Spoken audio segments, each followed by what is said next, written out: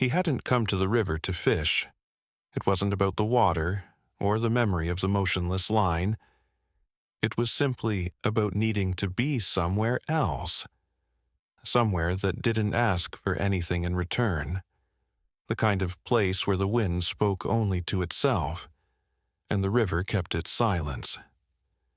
Snow was falling in hesitant flakes, scattered and sparse, drifting as if uncertain whether to touch the ground at all.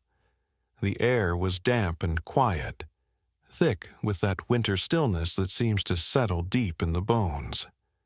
The bank stretched out before him, soft with slush and tangled reeds, familiar in a way that pulled something inside his chest taut. He had known this place. Years ago, when his father was still alive, they used to walk here in early spring or late fall, boots muddy, hands tucked into worn pockets, saying very little. Now he came alone. The dock was long gone, eaten away by time, but the overturned boat remained, slumped on its side like an old tired shell. It hadn't moved in a decade. He hadn't planned to stop. He had intended only to walk past it, maybe glance once and keep going. But something arrested his steps. A flicker, perhaps. A shiver in the periphery, a whisper of motion. Or maybe it was just the ghost of a memory surfacing in the snow. He turned his head and saw it. A puppy, small and soaked through, crouched beneath the lip of the boat. Mud clung to its fur, and the melting snow left dark lines trailing down its back. The little body was pressed flat against the cold ground, as if willing itself to disappear into it. Its ears were back, its tail tucked under tight, but the eyes, those eyes, held something raw and human. They glistened not from light but from some deeper reservoir of emotion, fatigue, weariness, and a quiet, desperate hope that had not yet entirely gone out. The pup did not move, only watched. Every muscle in its body was coiled, not for fight but for choice, stay or vanish, wait or give up. The man remained where he was, caught in the stillness, boots sinking slightly into the slush. The wind brushed past them both, lifting a curtain of powdered snow between river and trees, but neither blinked. It was not fear that lived in that frozen moment, but recognition. Two figures, both alone, both not expecting anyone to show up today. He knelt slowly, not out of fear of frightening the puppy, but out of respect for the fragile stillness that stretched between them. His knees sank into the thin crust of snow, cold, soaking quickly through the fabric of his jeans, but he didn't shift or brush it away. He kept his movements deliberate, careful, and small. No sudden reaches, no coaxing words. He didn't move closer, didn't extend a hand. He simply remained there, rooted in place, his breath catching slightly as the wind slipped beneath his coat and swept across the quiet bank. The cold was sharp, dry, and unforgiving. It whispered beneath tree limbs and along the shoreline, threading itself into every open seam. He wondered then, with a strange ache, whether the puppy still knew what warmth felt like. Its frame was far too slight to endure a winter alone, its bones too thin beneath the layers of matted, damp fur. Snow clung to its back, half melted and frozen again in uneven patches. The dog didn't shake it off. It didn't move at all. It simply lay curled beside the upturned boat, as motionless as the landscape itself, defined only by the slight rise and fall of its chest. The pup didn't cry out. It made no sound, no whimper, no rustle of movement toward safety or shelter. Its eyes didn't track the man directly, but stayed fixed instead on the narrow path leading back into the trees. That path, overgrown and half hidden beneath a thin quilt of snow, twisted out of view around the bend of the river. And it was there, in that direction, that the pup's gaze lingered, as if still hoping for a familiar figure to reemerge. Not out of hope, exactly, but habit. devotion trained into its bones. It wasn't hard to imagine who the dog was waiting for. Perhaps someone who had once come to this river regularly, boots crunching through the frost with rhythm and routine. A man with fish on his breath and quiet hands who had once shared crusts of bread or scraps of jerky beneath the boat's shade. A fisherman, maybe, or just someone who had mattered. Someone who, in the narrow and unquestioning world of a dog's heart, had felt permanent. The man didn't know how long the puppy had been there. Maybe a day, maybe longer. Snow had fallen since, obscuring any tracks, covering any signs of arrival or departure. Only his own prints marked the space now, leading from the road to the place where time had slowed. Near the puppy's side lay the tattered remains of a fishing glove. Its leather worn and cracked, the fingers chewed into curled remnants. It was half buried in slush and grit, a relic, not a toy. The dog didn't guard it or seem to draw strength from it, but it stayed close to it, as if its presence was tethered to meaning. The man remained still. There were no words that belonged here, no comfort that wouldn't sound like a lie. The silence between them was not awkward or uncertain. It was charged with something older, heavier, waiting. Not hope, not resignation, just the endurance of still being there. The puppy trembled, barely, a ripple that moved through its frame like the last flicker of firelight. It wasn't a plea. It wasn't even a signal. It was survival at its quietest. In those glassy eyes he saw something flickering and thin, but unbroken. It was not trust, it was not even curiosity. It was the final edge of what remains when everything else is gone. A willingness to be seen, perhaps, or a refusal to fully vanish. He didn't speak, didn't offer kindness in the form of sound. Instead, he pulled off one of his gloves and let the bite of the cold settle into his exposed skin. His hand, calloused and reddened by wind, hovered for a moment before lowering gently to the snow. He placed it there, palm open, fingers relaxed. Not reaching, just present, just visible. It was not a command, it was not an invitation, it was permission. A wordless offering of space. A gesture that said simply, "I'm here." And then he waited. Not as the man the puppy had been waiting for, but as the one who showed up anyway. He came forward at last, slowly, cautiously, as if each step had to be earned from the silence. It had taken more than 30 minutes of stillness, of shared space and unspoken permission. When he reached the edge of the man's hand, he did not sniff or hesitate long. He simply pressed the tip of his nose against the exposed palm, lightly, gently, as if testing the reality of contact. The touch was brief but unmistakable, warm, dry, and trembling, with something that felt closer to hope than to trust. It wasn't a gesture of surrender. It was a question whispered in instinct, a final offer that said quietly, "I'm still here." The man exhaled, not in triumph, but in recognition. He knew that this wasn't a moment of rescue, not yet. It was a bridge made of breath and bone, fragile but real. Carefully, without sudden movement, he unbuttoned his old coat and wrapped it around the pup's shivering frame. The fabric was heavy, lined with years of wear and the faint smell of earth and rain. The puppy didn't flinch, didn't struggle. He pressed into it without resistance, not out of comfort but necessity, like someone remembering what it meant to feel heat against skin. The weight of the small body settled into his arms.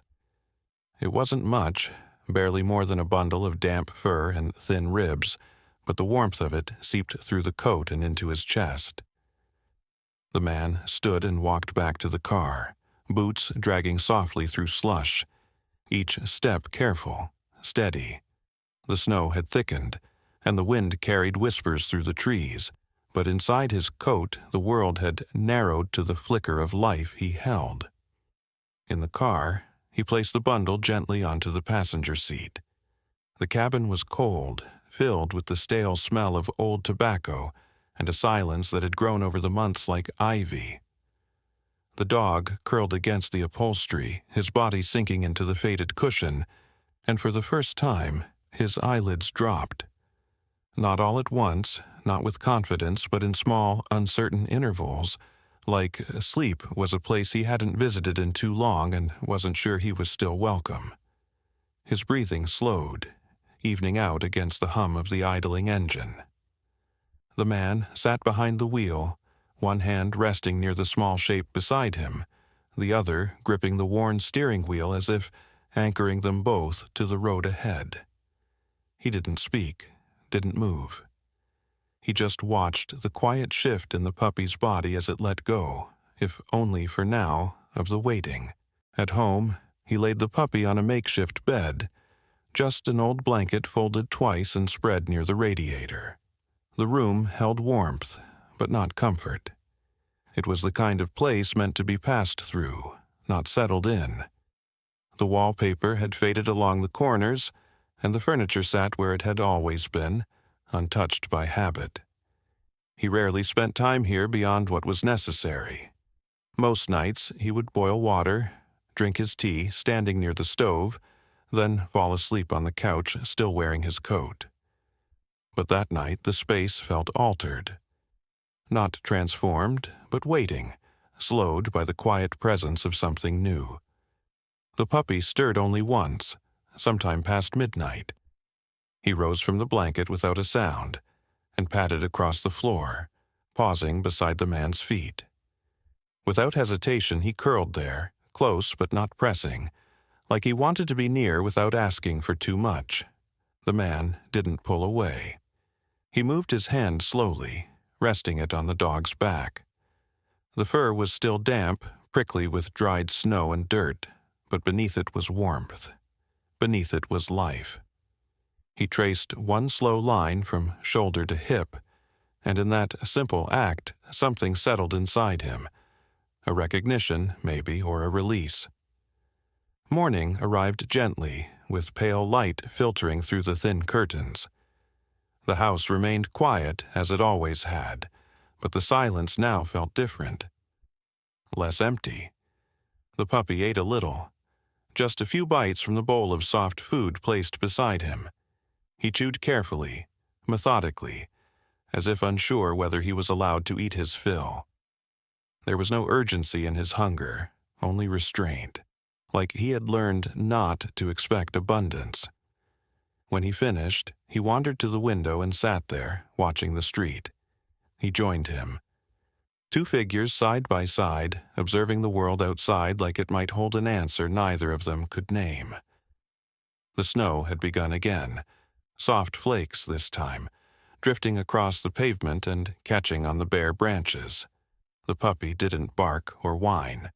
He just stared, still and composed, as though searching for a shape he had once known. The man watched him, and in that stillness he saw a mirror. The dog's quiet wasn't fear, it wasn't shyness. It was a silence born of waiting. The same kind that had lived in him for months, maybe years. Not the absence of sound, but the absence of expectation. The stillness of those who have forgotten how to ask. He began calling him Reef. The name came without ceremony, spoken more in thought than aloud. It fit, not just because of where he'd been found, beneath the shadow of a river's edge, but because of the weight it carried. Reef, part of the water, shaped by time and current, steady, submerged, ancient in his quiet resilience. And so they sat there, the man and the dog, not speaking, not needing to. Two souls not healed, but no longer lost. Anchored, at last, in a silence they could share. Weeks passed, quiet and slow. The days blurred together in a rhythm that felt soft, almost imperceptible, like the pull of a gentle tide. Reef grew, his legs steadier, his body gaining strength, but something in him remained still. He didn't bark, He didn't race through the house or toss shoes into the air. He rarely played at all. But he was always there. When the man read, Reef curled beneath the chair, his breathing steady, his presence unobtrusive but undeniable. When silence settled thickly on the porch in the late afternoons, Reef sat just beyond the threshold, never facing outward, always looking back. He didn't beg for attention. He didn't paw at the man's leg or drop toys into his lap. His language was simpler, quieter. A slow exhale, a shift of weight as he settled closer. He became part of the home, not by filling it with noise, but by softening the spaces where absence used to live. The man began to notice how his own movement slowed when Reef was nearby. How the house, once too hollow to echo, now hummed with a low, constant warmth. Eventually, he began to bring Reef with him on short drives. Nothing far, a few errands. The local school where his sister worked. Reef never pulled on the leash or barked at passing cars. He walked beside the man with quiet awareness, his steps always just half a pace behind. In the school, among crowded hallways and skittering footsteps, Reef didn't flinch. He didn't chase or startle. He simply existed, calmly, as if he'd been doing it his entire life. The children noticed him immediately. They didn't swarm him or shout. Something about his stillness drew them in like a breath. They crouched beside him, unsure of what to expect, and found something deeper than play. The ones who were loud quieted near him. The ones who were quiet leaned closer. He didn't react differently to any of them, and that was his magic. He met them where they were without needing them to change. There was a girl, small, sharp-boned, with eyes too old for her age. She never spoke, not even during the story circles or art sessions. She sat with her arms crossed, always near the window, always somewhere else in her mind. On the second visit, she walked up to Reef while he lay in the sun near a reading mat. She didn't reach for him, she just stood there, watching. Reef lifted his head, met her gaze, then rested his chin back down on his paws. She sat beside him. She whispered something. No one heard it. But her teacher later said it was the first time her voice had been heard in months. When asked what she said, the girl replied softly that he looked at her like he understood what missing someone felt like. And the man realized then, Reef had become more than company, more than comfort.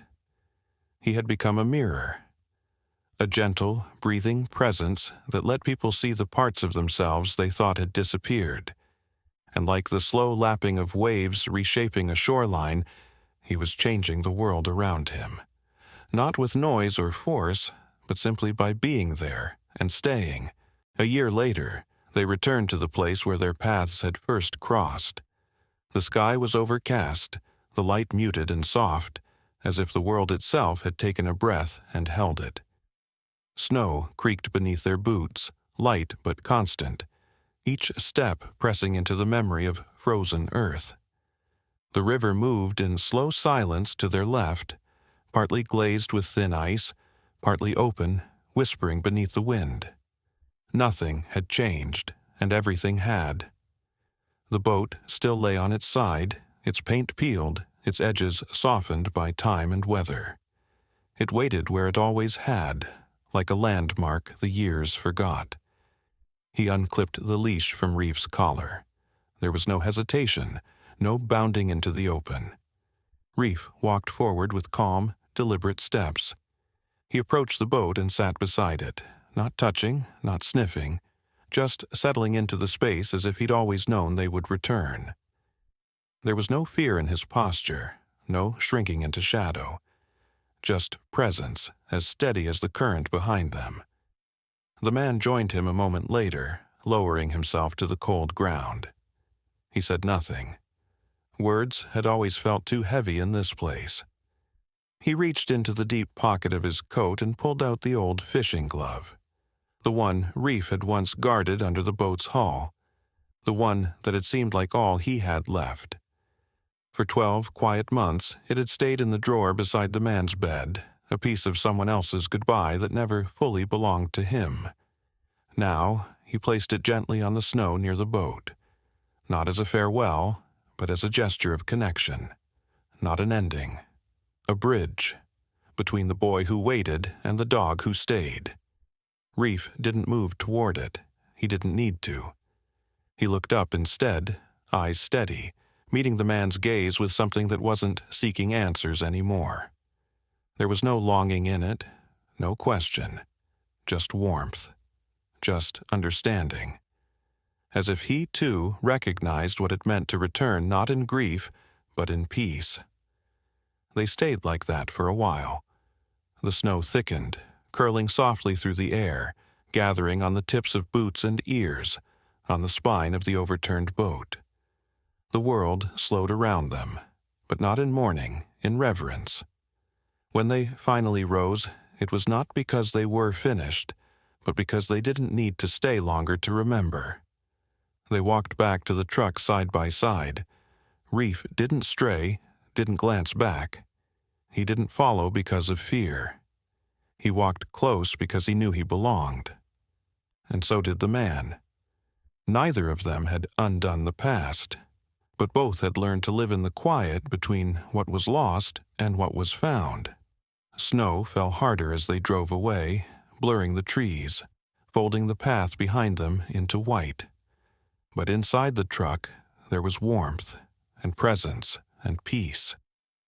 Sometimes the one who is rescued becomes the one who saves, not by changing the world with noise or movement, but by staying, by breathing beside someone long enough that the silence turns from emptiness into shelter.